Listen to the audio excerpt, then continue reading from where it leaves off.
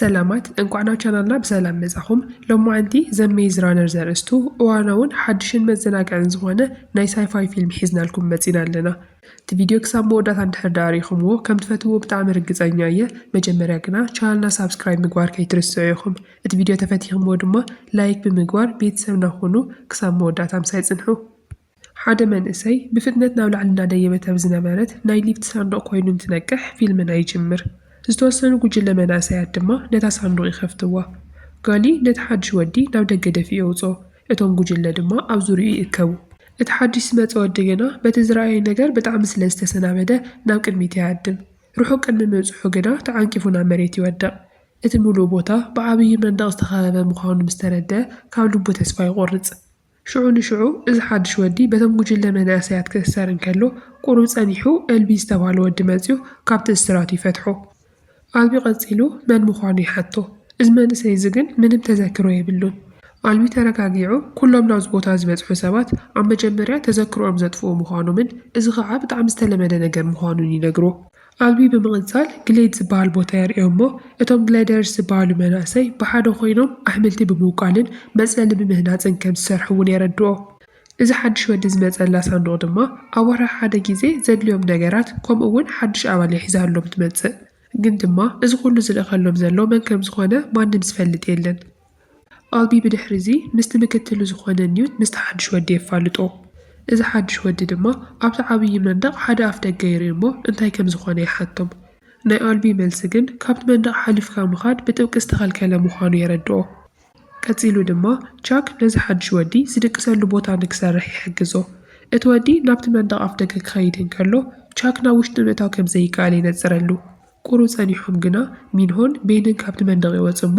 ቻክ ድማ ካብቶም ጎየይቲ ካብ ክልቲኦም ወፃኢ ናብ ውሽጢ ክኣቱ ዝፍቀደሉ ማንም ሰብ ከም ዘየለ የረድኦ እዚ ብጣዕሚ ዝተሓላለኸ ነገር ኣብቲ ሓድሽ ወዲ እምሮ ብዙሓት ሕቶታት እናፈጠረሉ ይመጽእ ነቲ ነገር እሱ ንምፍላጥ ዘለዎ ድሌት እውን ካብ ግዜ ናብ ግዜ እናወሰኸ ይኸይድ ሽዑ ቀሲሉ ናብቲ በሪ ገጽ እናተጸግዐ ስለ ዝነበረ ጋሊ ግን ደፊኡ የርሕቆ እቶም ካልኦት እውን እናተኣከቡ እንከለው እቲ ሓድሽ ወዲ ብፍርሓት ይስንብድ ኣብ መወዳእታ ብድንገት እቲ ኣፍ ደገ ቅድሚ ምዕፃው ኣብ ውሽጢ እቲ መንደቕ ሓደ ዘፍርሕ ምንቅስቓስ ይስማዕ በቲ ምሸት እቲ ኒውት ነቲ ሓድሽ ወዲ እዞም ጎየይቲ እዚኦም መውፅኢ መንገዲ ንምርካብ ን3 ዓመት ዝኣክል ነቲ ሕልኽላኽ መንገዲ ክስእልዎ ከም ዝፀንሑ ይነግሮ ነቲ ኣብ ዙርያኦም ዝስማዕ ዝነበረ ድምፂ ብምምልኻት ድማ እቲ ሕልኽላኽ መንገዲ ኩሉ ግዜ ቅርፁ ከም ዝቕይር እውን የረድኦ ኣብቲ ሕልኽላኽ መንገዲ ውሽጢ ሓዲሩ ዝተረፈ ሰብ ከም ዘየለ ብሉፃትን ቅልጡፋትን ዝኾኑ ብቻ እዮም ጎየይቲ ክኾኑ ዝኽእሉ እውን ይብሎ እቶም ኣብቲ ሕልኽላኽ መንገዲ ሓዲሮም ወይቶም ዝተረፉ ሰባት ግና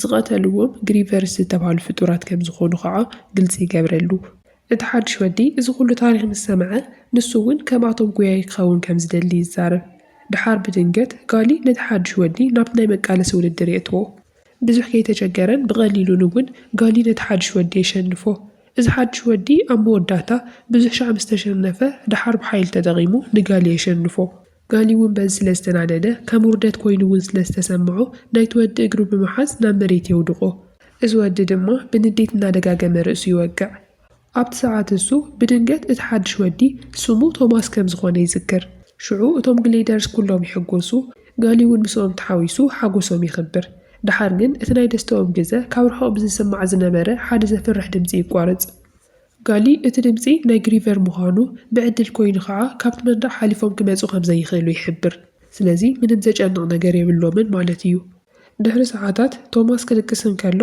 ናይ ሓኻይም ገጽን ናይ ሓንቲ መንእሰይ ጓል ዝርከቦ ናይ ሕሉፍ ተዘክሮታት ናብ ኣእምሮኡ ይመፅሉ ብፅባሒቱ ንግሆ ኣልቢ ንቶማስ ሒዝዎ ይወፅእ እሞ ብሓደ እውን ወክ ይገብሩ ኣልቢ ክዛረብ እንከሎ ኣብዚ ቦታ እዚ ኩሉ ግዜ ከምዚ ዓይነት ሰላም ከም ዘይነበረ ካልኦቶም ድማ ብፍርሓት ምኽንያት ከም ዝሞቱ ስለዚ ሰላም ንምሕላው ኢሎም ከዓ ስርዓት ከም ዝቐውሙ የረድኦ ኣልቢ ወሲኹ ቶማስ ካብ ካልኦቶም ብፍሉይ ተገዳስነት ከም ዘለዎ እውን ይሕብር እንተኾነ ግን ንሱ እውን ከም ካልኦቶም ሕጊ ክኽተል ከም ዘለዎ ከዓ ይጠንቅቖ ብድሕሪ እዚ ኣልቢ ናይ ኩሎም ሰባት ማለት እውን ናይቶም ዝሞቱ ሓዊሱ ዝተቐረፀሉ መንደቕ የርእዮ ሽዑ ቶማስ እውን ሕዚ ኣባሎም ስለ ዝኾነ ናይ ባዕሉ ስም ኣብቲ መንደቕ ይቐርፅ ብድሕሪ እዚ ቶማስ ኣብቲ ናይ ሕርሻ ስራሕ እናሓገዘ እንከሎ ካብቲ ቦታ ዝወፀሉ መንገዲ ይሓስብ እቲ ዝገርም ነገር ግና እቲ ቶማስ ዝሓስቦ ዘሎ መንገዲ ቅድሚ ሕዚ ፈቲኖምዎ ዘይተሳኽዐሎምን ዝፈሸለን መንገዲ እዩ ነይሩ ጫካ ገጹ ክኸይድ እንከሎ ቤን ብድንገት ተኸቲሉ ኣብ ልዕሊኡ ይዘልል። ኣብ ልዕሊ ኩላትና ሓደ ሕማቕ ነገር ጌርካ ኣለኻ እናበለ እውን እናወቐሶ ክሓንቆ ይፍትን። ድሓር ቶማስ ንባዕሉ ንምክልኻል ኢሉ ሓደ ናይ እንስሳ ዓፅሚ የልዕል እሞ ንቤን ናብ ርእሱ ብምውቃዕ ንቕድሚት ይጎይ። ቶማስ ናብቶም ጉጅለ ተመሊሱ ክሃድም እንከሎ ኒውት እውን ኣብ ቅድሚት ጸኒሑ ንቤን ይወቕዖ። ሽዑ ኣብ ቅድሚ ኩላቶም ቶማስ ብዘይ ምንም ምኽንያት ቤን ከጥቅዖ ከም ዝፈተነ የረድኦ። እቶም ካልኦት እውን እዚ ናይ ቶማስ ዘረባ ሰሚዖም ንቤን ናብ መሬት የውድቕዎ እሞ እንታይ ከም ዝኾነ ይሓትዎ። ድሓር ቲሸርቱ ገሊፆም ክሪኡ እንከለዉ ዝተበከለ ቁስሊ ከም ዝነበረ ይርዩ። ሽዑ ኣልቢ ቤን ብግሪቨር ከም ዝተነኸሰን ብሰንኪ እዚ ከዓ ናብቲ ዘ ቼንጂንግ ዝበሃል ሕማም ከም ዝኣተወን የብርህ። ናብቶም ገጹ ገይሩ ድማ ቤን እንታይ ከም ዝበሎ ክሓቶ እንከሎ ቶማስ ድማ ቤን ኩሉ ነገር ብሰንኪኻ እዩ ከም ዝበሎ ይናዘዝ። ምሸት ምስ ኮነ እቶም ጉጅለ ኩሎም ተኣኪቦም ብግዴታ ናብቲ ብመንደቕ ዝዕጾ ሕልኽላኽ መንገዲ ንቤን ደፊኦም የእትውዎ። እቲ መንደቕ እናተዓፀወ ክኸይድ እንከሎ ቤን ሂወቱ ንምድሓን ኢሉ ክወፅእ ይፍትን፣ ግን ድማ ንሶም ብግዲ ይደፍእዎ። ኣብ መወዳእታ ቤን ናብቲ ሕልኽላኽ መንገዲ ካብ ምእታው ወፃኢ ካሊእ መማረፂ ይነበሮን። በቲ ምሸት እቲ ቶማስ ብዛዕባ ሓደ ላቦራቶሪ ከምኡውን ሓንቲ ተመራማሪትን ይሓልም። ናይታ ቅድሚ ሕዚ ዝረኣያ መንእሰይ ጓል እውን ገጻ እንደገና የሪኣ። እዛ ጓል እዚኣ ኩሉ ነገር ክቕየር ከም ዝኾነ በቲ ሕልሙ ቃል ተኣትወሉ። ድሓር ቶማስ ካብቲ ሕልሙ ምስ ተመራመረ ሚንሆን ኣልቢን ብሓደ ኮይኖም ናብቲ ሕልኽላኽ መንገዲ ገጾም እናእተዉ እንከለዉ ይርኢ። ሽዑ ቶማስ ኣልቢ ጓያይ ከም ዘይኮነ ስለ ዝፈልጥ ንምንታይ ናብ ውሽጢ ኣቲ ከም ዘሎ ይሓትት። ናይ ኒውት መልሲ ድማ ኣልቢ ናብዚ ቦታ እዚ ንመጀመርያ ግዜ ዝበፅሐ ንሱ ከም ዝኾነ ንዝመፁ ኩላቶም ዝሓገዞም ከም ዝኾነ እውን በዚ ምኽንያት ከዓ ኩላቶም ከም ዝኣምንዎ የረድኦ። ድሓር ምሸት ምስ ኮነ እቶም ንጎቦ ዝኣተዉ ክልተ ሰባት ንኽምለሱ ይጽበይዎም ኣለዉ። እቲ ዘሕዝን ነገር እቲ ኣፍ ደገ ብፍጥነት ክዕጾ ይጅምር ኣሎ። ድሓር ግን ብድንገት ሚንሆ ነቲ ተጎዲኡ ዝነበረ ኣልቢ ሒዙ እናመፀ እንከሎ ይርዩ። ኣብቲ ሰዓት ኩሎም ሚንሆ ሂወቱ ንምድሓን ክብል ንኣልቢ ገዲፍዎ ክወፅእ ዓዊሎም ይነግርዎ። እቲ ኣፍ ደገ ክዕጾ ምስ በለ ግና ሚንሆ እንደገና ርሑቕ እንከሎ እዩ ዝረአ ነይሩ። ሽዑ ቶማስ ብኣንደበት ናብ ውሽጢ ይሸልኽ እሞ እቲ ኣፍ ደገ ግን ምምዕጻው ናብቲ ሓደ ወገን ይኣቲ። ብፍጥነት እውን ነቲ ተጎዲኡ ዝነበረ ኣልቢ ክድግፎ ይሙክር። ኣብቲ ሰዓት ብድንገት ካብ ርሑቕ ናይቶም ግሪቨርስ ድምፂ ይስማዕ። እቲ መንደቕ ድማ ክንቀሳቐስ ይጅምር። እዞም ሰባት እዚኦም ኣብ ውሽጢ እናሃለዉ እቲ መንደቕ እንድሕር ዳኣ ተዓፅዩ እቶም ግሪቨርስ ክበልዕዎም እዮም። ስለዚ ሂወቶም ንምድሓን ቀልጢፎም ናብቲ ሓደ ገጽ ክሓልፉ ኣለዎም። ሚንሆ ንባዕሉ ከድሕን ኢሉ ንከሃድም ይትስእ። ቶማስ ግን ንኣልቢ ገዲፍዎ ክኸይድ ኣይደለየን። ክልቲኦም ንኣልቢ ሒዞምዎ ነቲ ሕልኽላኽ መንገዲ እውን እናቋረፅዎ እዮም ዘለዉ። ነገር ግን እቶም ግሪቨርስ ከዓ ብድሕሪቶም ኮይኖም እናቐረብዎም ይመፁ ኣለዉ። ኣብቲ ሰዓት ቶማስ ኣብቲ መንደቕ ናይ ሓረግ ሕልኽላኽ ይርአ እሞ ንኣልቢ ንምሕባእ ናብ ላዕሊ የደይውዎ። ሚንሆ ሓደ ግሪቨር እናቐረበ እናመፀ ስለ ዝነበረ ብፍርሓት ገዲፍዎም ይሃድም። ቶማስ ድማ ንኣልቢ በይኑ ክሽከሞ ስለ ዘይከኣለ ንባዕሉ እውን ኣብቲ ሓረግ ይሕባእ። እቲ ግሪቨር ሓሊፉ ክኸይድ እንከሎ ናይቲ እንስሳ እግሩ ቶማስ ይርዮ። ሕዚ እቲ ቦታ ጸጥ ስለ ዝበለ ቶማስ ንኣልቢ ክሕዘሉ ምእንታን ነቲ ሓረግ ገይሩ ይኣስሮ። ካብኡ እቲ ግሪቨር ተመይሱ ክመጽእ እንከሎ ቶማስ ከይርዮ ምእንታን ይሕባእ። ሕዚ እውን እቲ ፍጡር ሓሊፍዎ ይኸይድ። ኣብ መወዳእታ ቶማስ ናይቲ ኣራዊት ፈሳሲ ረጊጹ እንከሎ እቲ ግሪቨር ድማ ካብ ላዕሊ እናወረደ እንከሎ ይርዮ። ሽዑ ቶማስ ክሃድም እንከሎ እቲ ግሪቨር እውን ደድሕሪኡ ይስዕብ። ኣብ መወዳእታ ግን መውፅኢ ዘይብሉ ዕጹው ቦታ ይበጽሕ። እቲ ግሪቨር ኩሕጦ ኢሉ ናብኡ ክቀርብ እንከሎ ቶማስ ነቲ ሓረግ ሒዙ ናብ ታሕተዋይ መንደቕ ይድይብ። እቲ ግሪቨር ሕዚ እውን ኣይተፋትሖን ደድሕሪኡ ደይቡ ይስዕቦ። ቶማስ ናብ ካሊእ መንደቕ ነብሱ ብምድርባይ ነቲ ሓረግ ይሕዞ። እቲ ግሪቨር እውን ተኸቲሉ ብምዝላል እቲ ሓረግ ይበታተን። እቲ ግሪቨር ድማ ኣብቲ ሓረግ እውን ከሎ ይእሰር። ኣብ መወዳእታ ሚንሆ ንቶማስ ይረኽቦ። ክልቲኦም ብሓደ ኮይኖም ሓደ እናተዓፀወ ዝነበረ መንደቕ ስለ ዝረኸቡ ኣብ መንጎኦምን ኣብ መንጎ እቲ ግሪቨርን እቲ መንደቕ ንኽኣቱ ይፅዕሩ ኣለዉ። ቶማስ ንድሕሪት ይተርፍ እሞ እቲ ግሪቨር ናብኡ ክሳብ ዝቐርብ ይጽበዮ። ኣብ መወዳእታ ቶማስ ናብቲ ሓደ ገጽ ድሕሪ ምሕላፉ ድሕሪ ሰከንድታት እቲ መንደቕ ይዕጾ። ኣብ መንጎኦምን ኣብ መንጎ እቲ ግሪቨርን እውን እቲ መንደቕ ይህሊ። ኣብቲ ዝቕጽል መዓልቲ እቲ ሕልኽላኽ መንገዲ ይኽፈት እሞ ኩላቶም ብሓደ ኮይኖም ሚንሆን ቶማስን ድማ ንኣልቢ ተሸኪሞም እናመፁ እንከለዉ ይርኢዎም። ሚንሆ ብጣዕሚ ሓጎስ ኮይኑ ቶማስ ንሓደ ግሪቨር ከም ዝቐተለ ይዛረብ። ኣብቲ ናይ ምክክር ኣዳራሽ ኮይኖም ድማ ጋሊ ቶማስ ሕጊ ከም ዝጠሓሰ የመላኽት። ቶማስ ንኣልቢን ሚንሆን ወላ እኳ እንተድሓኖም ንግሪቨር ምቕታል ግና ካሊእ ጸገም ክፈጥረሎም ከም ዝኽእል ይሕብር። ስለዚ ክቕፅዕ ኣለዎ ኢሉ ይዛረብ። ሚንሆ ግና ክቕፅዕ ዘይኮነስ ክሽለም እዩ ዘለዎ። ስለዚ ካብቶም ክልተ ሳልሳይ ጓያይ ክንገብሮ ኣለና ኢሉ ይዛረብ። እዚ ምክክር እናገበሩ ዝነበሩሉ ግዜ ብድንገት ካብ ደገ ሓደ ምንቅስቓስ ይስማዕ። እታ ናብኡ ትመጽእ ሳንዱቕ እውን ካብቲ ናይ ልሙድ ናይ ሰሌዳ ግዜ ወጻኢ ናብ ላዕሊ እያ እናመጸት ነይራ። እናጎዩ ከይዶም ነቲ ሳንዱቕ ምስ ከፈትዎ ሓንቲ መንእሰይ ጓል ኣንስተይቲ ኣብ ውሽጢ ደቂሳ ይረኽቡ። ኣብ ኢዳ ድማ እዚኣ ናይ መወዳእታ እያ ትብል ኣብ ወረቕ ዝተጻሕፈ ጽሑፍ ነይሩዋ። እዛ ጓል ብድንገት ተበራቢራ ናይ ቶማስ ስም ድሕሪ ምጽዋዓ ዓርሳ ትስሕት። ኒውት ድማ ናብ ቶማስ ጠሚቱ ይፈልጣ እንድሕር ደኣ ኮይኑ ይሓቶ። ቶማስ ግን ከም ዘይፈልጣ ይዛረብ። እቶም ካልኦት ድማ እዛ ሳንዱቕ እዚኣ ድሕሪ እዚ ካልእ ተወሳኺ ቀረብ ከም ዘይተምፅአሎም እናሓሰቡ ብጣዕሚ ይጭንቑ። ስለዚ ነዚ ጭንቂ ዝመፍትሒ ክኸውን ኢሉ ቶማስ ናብቲ ሕልኽላኽ መንገዲ ናብቲ ዝዕጾ መንደቕ ንኽኣቱ ይውስን። ሚንሆ ግና ደው የብሎ። ቶማስ ኣቐዲሞም ንግሪቨር ሒዞም ቀቲሎም ስለ ዘይፈልጡ ሕዚ ምስ ምንታይ ይጋጠሙ ከም ዘለዉ ክመራመሩ ከም ዘለዎም ይሕብር።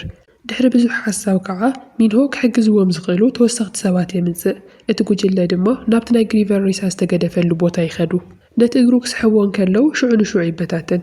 ሚንሆ ኣብ ውሽጢ ስግኡ ዝተሓብአ ሓደ መሳርሒ ይረክብ። ኣብ ልዕሊኡ ድማ 7 ዝብል ቁጽርን WCKD ዝብሉ ጽሑፋት የርኢ።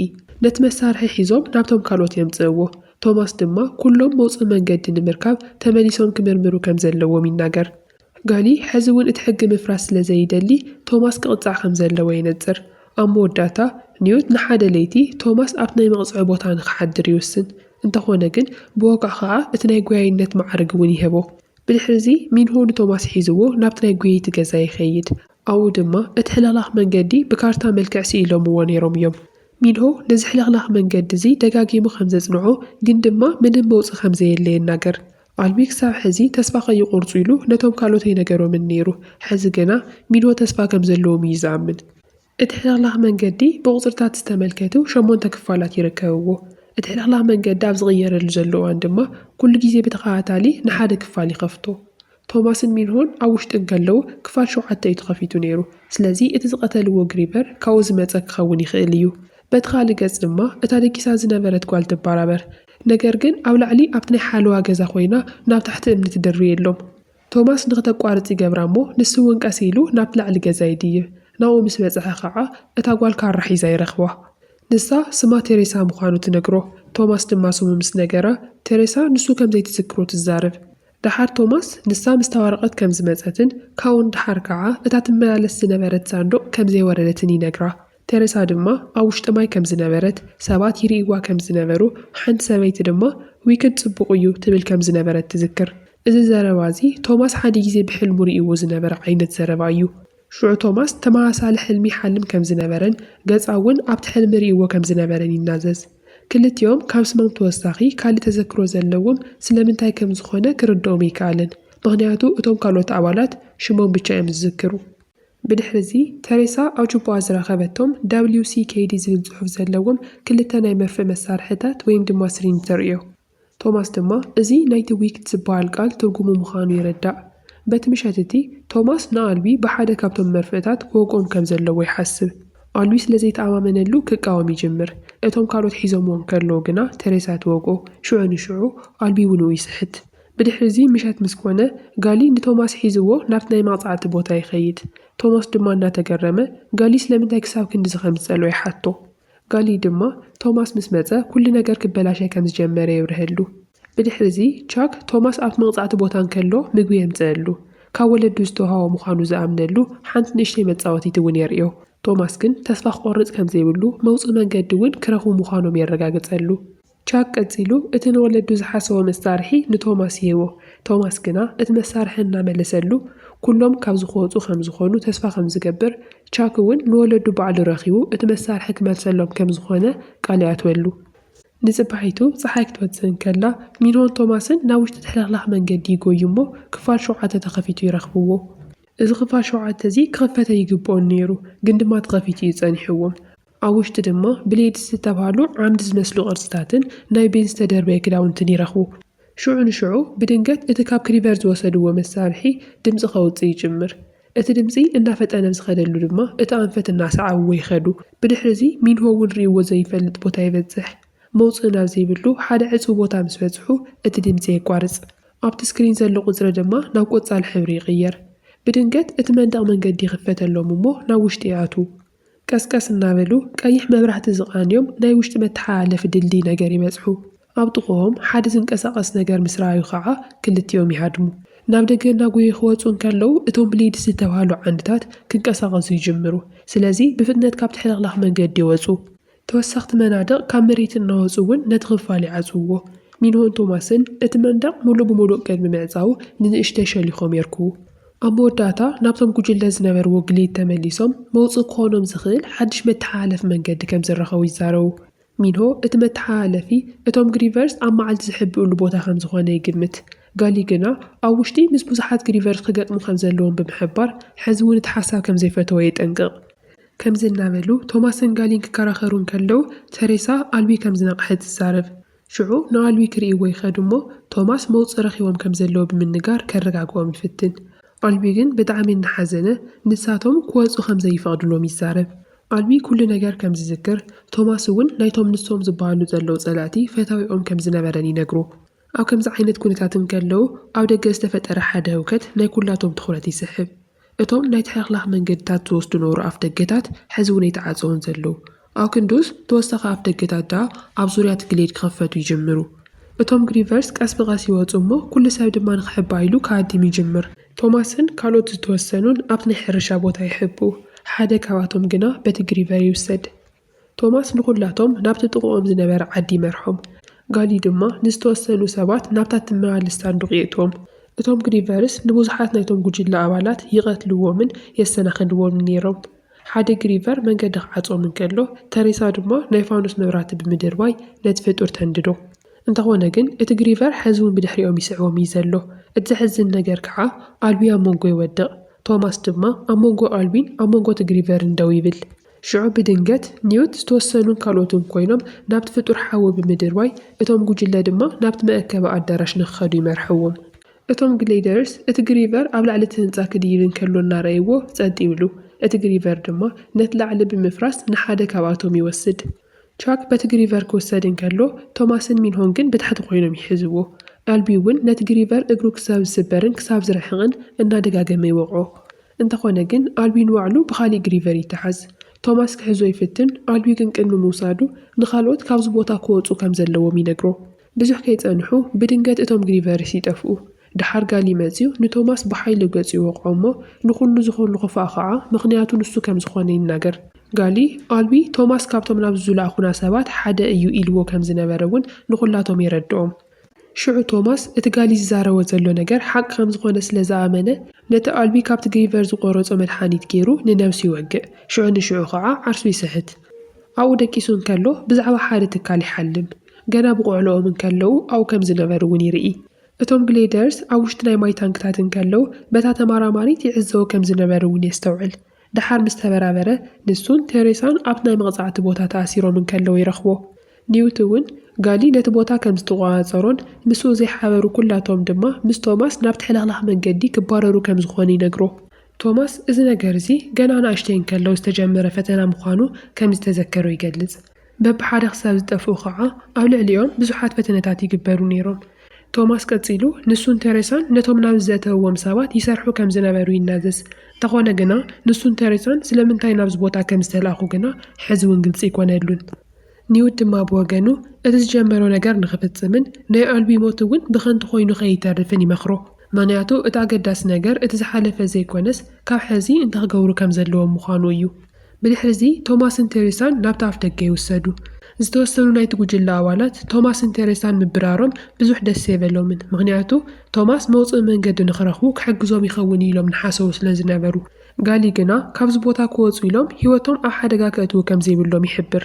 እቲ ዝገርም ነገር ጋሊ ንቶማስን ተሬሳን ካብዚ ቦታ ዝከባሮም ኣይኮነን ዝሓስብ ዘሎ እኳ ዳኣስ ነቶም ግሪቨርስ ከም መስዋዕቲ ከቕርቦም እዩ ሓሲቡ ዘሎ። ሽዑ ተሬሳ ኣብ ሓደ ፀግዒ ትእሰር እሞ እቶም ካልኦት ድማ ንቶማስ ክሰቕልዎ ኢሎም እናኣሰርዎን ከለዉ ተመሊሱ የጥቅዖም። ሽዑ ሚንሆ ኒውትን ቻክን ንጋሊ ኣብ ምምካት ይሓብሩ። ቶማስ እውን ምስኦም ንክሓብር ይዕድሞም። ሂወቶም ሙሉእ እሱራት ኮይኖም ካብ ምጽናሕ ሂወቶም ኣብ ሓደጋ ወዲቖም ካብዚ ቦታ ነፃነቶም ምእላሽ ዝሕሽ ከም ዝኸውን እውን ይመኽሮም። ናይ ቶማስ ዘረባ ምስ ሰምዑ ዝተወሰኑ ናይቲ ጉጅለ ኣባላት ምስኡ ይስማምዑ። ቶማስ ንጋሊ እውን ምስኣቶም ንክከይድ ይዕድሙ። ጋሊ ግና ጽቡቕ ዕድል ብቻ ኢልዎም ነይሩ። ብድሕሪ እቶም ክኸዱ ዝተስማምዑ ጉጅለ ኣባላት ናብ ውሽጢ ትሕልቕላኽ መንገዲ ይኣትዉ። ቶማስ ድማ ናብቲ ኣብ ክፋል 7 ዘሎ መተሓላለፊ መንገዲ ይመርሖም እቶም ጉጅለ በትሒዞምዎ ዝነበሩ ሰይፍን ብዝኸኣልዎን እናገበሩ ንሓደ ግሪቨር ይዋግእዎ ሓደ ናቶም ኣባል ግን ሽዑ ንሽዑ ይድርበ ቴሬሳ ነቲ ግሪቨር ክትወቅዖን ከላ ቻክ ድማ ብስሕተት ነቲ መሳርሒ ናብ መሬት የውድቆ ሽዑ ቻክ ዘሊሉ ነቲ መሳርሒ ሒዞ ግን ድማ ካሊእ ግሪቨር እናደየበ ከዓ ይርክብ እቶም ካልኦት ነቲ ግሪቨር ካብቲ ድልድል የውድቕዎ ነገር ግን ክልተ ተወሰኽቲ ግሪቨርስ ከዓ ክወፁ ሽዑ እቶም ካልኦት ምስቶም ግሪቨርስ ክዋግኡን ከለዉ ቻክን ቴሬሳን ድማ ነቲ መተሓላለፊ መንገዲ ይኸፍትዎ ኣብ መወዳእታ እቲ መተሓላለፊ ቴሬሳ እቲ ናይ ሴኩሪቲ ኮድ ተንቀሳቕሶ እሞ ንቶማስ እቲ ኮድ እንታይ ከም ዝኾነ ትሓቶ ቶማስ ድማ ንሚንሆ እቶም ናይ ትሕልኽላኽ መንገዲ ክፋላት ዝኽፈትሉ ተኸታተሉ ቁፅርታት ይሓቶ ኣብቲ ሰዓት ብድንገት ሓደ ግሪቨር ኣብ ልዕሊ ሚንሆ ይወድቕ ሽዑ ንሚንሆ ንምድሓን ሓደ ካብቶም ሰባት ነቲ ግሪቨር ኣብ ገጹ ይወግኦ እቲ ግሪቨር ድማ ነቲ ወዲ ነኺሱ ይሓድጎ ሚንሆ ዓዊሉ ነቲ ተኸታታሊ ቁፅሪ ይዛረቦም ቴሬሳ ድማ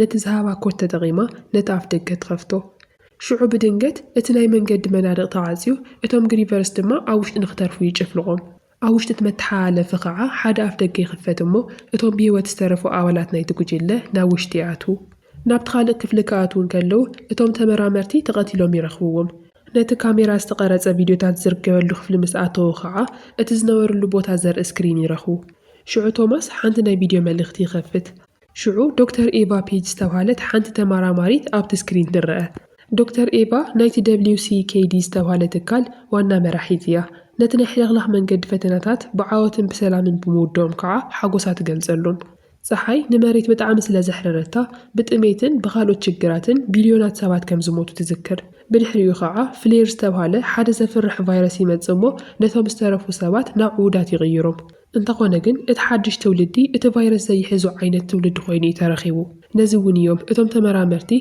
ነዞም ብሂወት ዝተረፉ ናይቲ ትውልዲ ኣባላት ናብቲ ግሌት ዘእተውዎም ኣብ ከቢድ ኩነታትን ከለዉ እኳ ናይ ኣእምሮኦም ምንቅስቓስ ብምጽናዕ ናይቲ ሕማም ፈውሲ ንምርካብ እዩ ነይሩ ከዓ ዓላምኦም ኤቫ ኩሉ ሰብ ብዛዕባ ዝፈተነ እዚ ከም ዘይስማዕማዕ እናሓበረት ግን ድማ ትፈተነኦም ከዓ ንሓፈሻዊ ረብሓ ከም ዝነበረ እውን ትነግሮም እዚ ኢላ ኣብ መንጎ ዘረባኣ ብድሕሪታ ወታደራት ይመጽእ እሞ ብሓይሊ እናኣተውን ከለዉ ከዓ በቲ ቪድዮ ይርአ እቲ ቪድዮ ምስ ተወድአ ቶማስ ሬሳኣ ካብቲ ክፍሊ ንድሕሪት ይረኽቦ ካልእ ኣፍ ደገ ከዓ ይኽፈት ሕዚ ግን ኩላቶም ክወፁ ከም ዘለዎም እኳ ይፈለጡን ቁሩ እናተጠራጠሩን ከለዉ ጋሊ ብድሕሪቶም ብሃንደበት ይመጽእ ነገር ግን ተነኺሱ እዩ ነይሩ ጋሊ እቲ ብረት ናብ ቶማስ እናጣመመ ናይ ትሕልኽላኽ መንገዲ ሰባት ከም ዝኾኑ ይዛረብ እቲ ብረት ክትኩስን ከሎ ድማ ቻክ ንቶማስ ደፊኡ ካወ የርሕቆ ብኡኡ ሚንሆ ሕፁዩ ደርቢ እውን ንጋሊ ይወቕዖ ሽዑ ጋሊ ክመውትን ከሎ ቻክ ድማ ብጥይት ይቆስል ቻክ ነቲ ናይ ፀወታ መሳርሒ ንቶማስ መሊሱ እናሃቦ ካልኣይ ዕድል ስለ ዝሃብካኒ የመስግነካንሉ